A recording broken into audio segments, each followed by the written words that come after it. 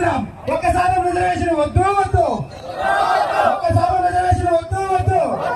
Reservation శాతం పెరగాలి పెరగాలి. రెల్లీలకు 2 నుంచి 5% పెంచాలి పెంచాలి.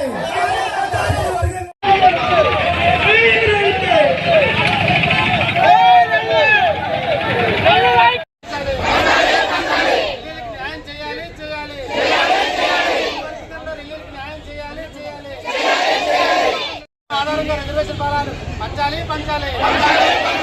వ్యతిరేకిస్తున్నాం రిజర్వేషన్ వ్యతిరేకిస్తున్నాం వ్యతిరేకిస్తున్నాం. 2 నుంచి 5% రిజర్వేషన్ పెంచాలి పెంచాలి.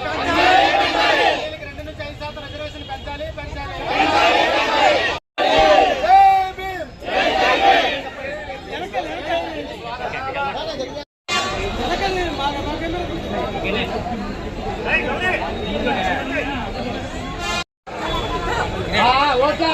వచ్చారు ఇప్పుడు చెప్పండి.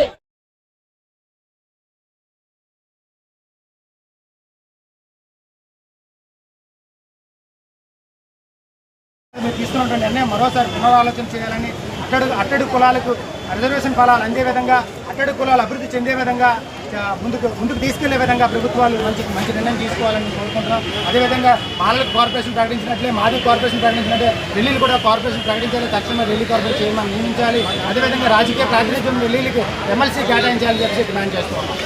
అది మాది ఏల్పొనం గ్రామం, మాది గొల్గొండ మండలం, అనకాపల్లి జిల్లా. మరి ఎప్పటి నుంచో స్వతంత్రం వచ్చినప్పటి నుంచి కూడా రెల్లీలు వెనకబాటుతనాన్ని గురించి ప్రభుత్వం గుర్తించాలి. మరి 2011 నాటి కులగణన కాదు, అలాగే కొత్త కులగణన చేసి మరి రెల్లీలకు స్థితిగతుల గురించి, అలాగే కులగణన మొత్తం ఎవరన్నా తెలియపరచాలి. అలాగే మాదుల కులగణన జనాభా లెక్క చెప్తారు, అలాగే మాల కులగణన చెప్తున్నారు, జనాభా లెక్క చెప్తున్నారు.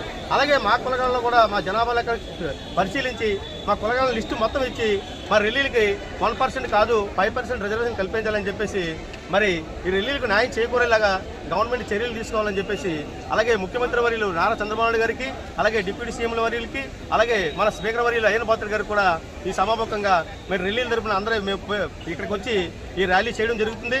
దయచేసి మా రెల్లీలు ఒక ఆవేదన గుర్తించి మరి మాకు 1% కాదు 5% రిజర్వేషన్ కల్పించాలని చెప్పేసి ఈ రెల్లీలకు న్యాయం చేకూరేలాగా తక్షణమే చర్యలు తీసుకోవాలని చెప్పేసి మేము గవర్నమెంట్ని ప్రశ్నిస్తాం, మేము అర్జించుకుంటున్నాం. జై రెల్లీ.